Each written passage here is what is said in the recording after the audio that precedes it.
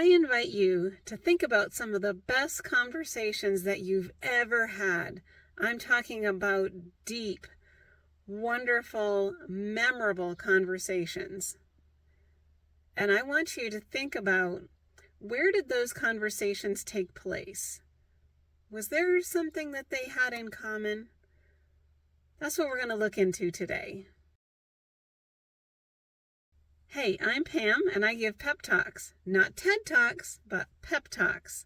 Today is day 37 of 100 days of posting, the last 100 days of 2024. I'm glad that you're here today. Now, I want you to think about the following scenarios and think about what they all have in common. You're on a college trip with your dad. He's taking you to the college that you're interested in attending, and it's a 2-day drive there and 2 days back. This is back in the day before GPS, even before MapQuest. You had to have a paper map that you kept in the glove box and actually plot a route and pay attention to the north, south, east, and west and the road that you're on. How did we manage? I don't know.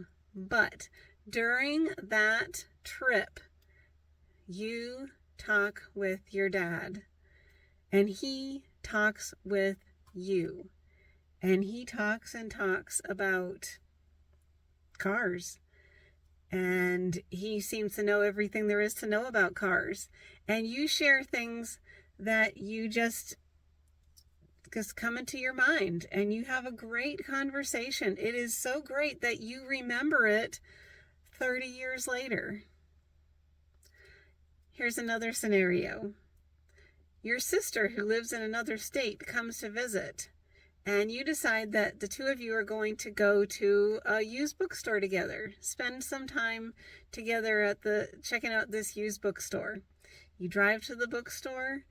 You end up sitting in the parking lot for an hour and a half before you actually go into the bookstore. Doing what? Having a conversation. Okay. Here's the third scenario. Maybe you're in the car with your child or grandchild, and this child or grandchild hardly ever talks. You think maybe they just don't have much to say, or they're not a big talker, but you get them in the car, and as you're driving around, running errands or going somewhere, maybe even just 30 minutes or an hour away, and they talk the entire time.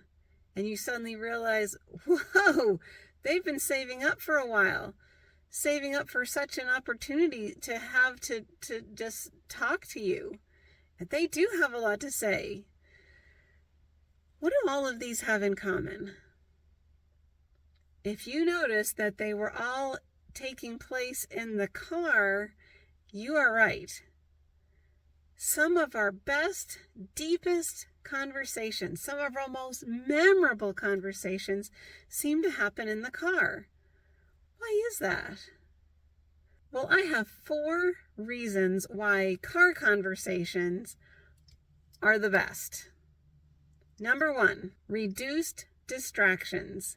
You're in the car. There is nowhere else to go. If you're the one driving, you can't even be checking your phone. These days we do have our phone usually hooked up to our car so that we can be using the GPS.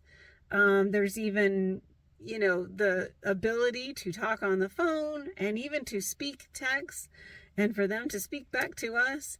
But for the most part, we are not being distracted by our phone in the car. At least I hope not as the driver. We're not.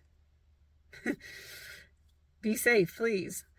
But anyways, you don't have the distractions, the other things around you. Even in a coffee shop, there's distractions going on. People ordering, looking around at the other customers. But in the car, it seems to be fewer distractions. You also kind of tend to get in a different zone when you're riding in a car or driving. You ever get somewhere and you realize, like, I don't really remember that trip? It's because your mind was able to wander. You were able to drive because it's just become automatic to you, especially if it's like a familiar route. So there is an element to the being able to just turn off distractions and focus on a conversation. It's kind of like what happens when you're in the shower, that your brain is like at rest and you get all of these ideas. At least I do. Does anybody else get their best ideas in the shower? Yeah, and know where to write them down. Another reason why car conversations are so great is that there is limited eye contact, right? So you're driving, or the other person is driving, and they can't be looking at you. And the passenger is a lot of times not looking at the person they're talking to. They're looking at the road. They're looking at the things that are going on, going past them. So there's limited eye contact, and sometimes maintaining eye contact is intimidating. And so that limited eye contact makes the person feel more comfortable, more at ease. So interesting, huh? Reason number 3 why car conversations are good is that you are having this shared experience of riding along in the car. You're going to the same place, you're seeing the same things go by, and you're in this space together. And then the final reason why I believe that car conversations are so good is that they have a boundary, right? A start and a stop. You know that this conversation is going to end soon after you get to your destination. And so knowing that there is a boundary, a limited time window for this conversation to happen, gives it more focus.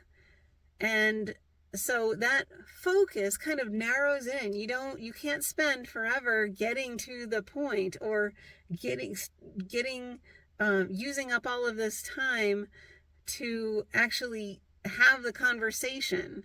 So knowing that the time is finite makes you more focused. It makes me, especially it seems like with the kids who have been waiting to talk to you, it's like they get in the car, they know they have this time, and they suddenly explode with everything that they want to say. And so it's like you want to get it all out, all into that time that you have, that limited amount of time. So I want to know, do you find that car conversations are good? Do you have memories of car conversations, maybe with a parent or a child or a grandchild or a grandparent or a friend or a sister or brother? I'm telling you, I have had some of the best, most memorable conversations in the car. They're part of my memory bank.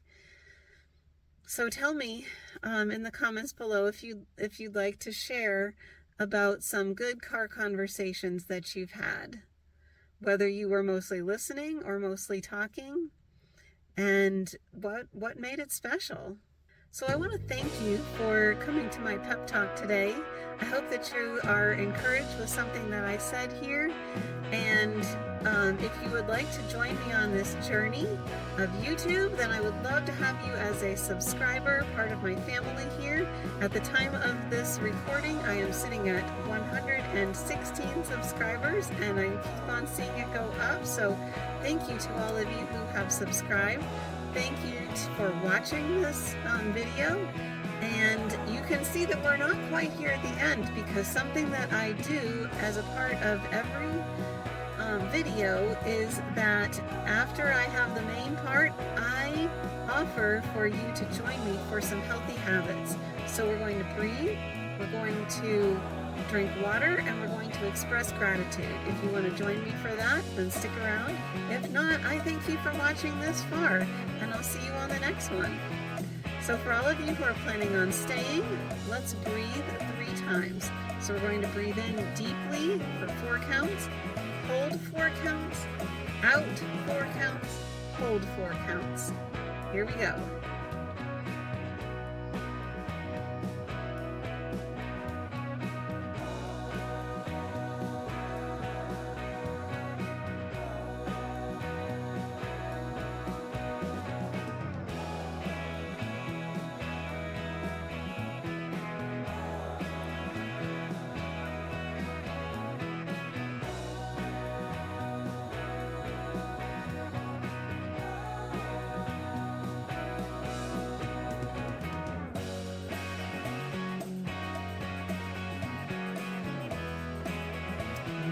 Great job. I have my water here. If you need to go get some water, I spilled it. If you need to go get some water, pause the video, come back, we'll drink our water together, okay? All right, here we go.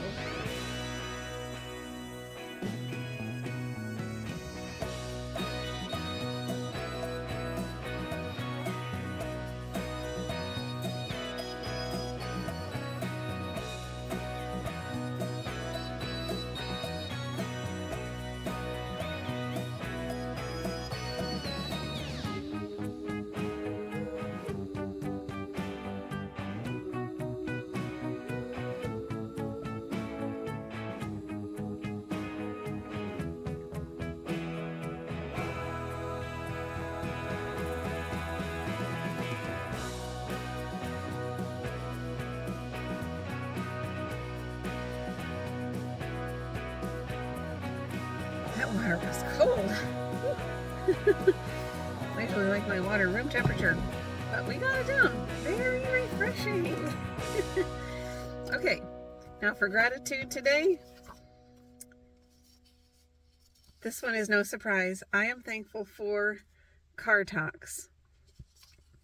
All the great car talks that I've had with friends, family, and the memories that I have are just so special.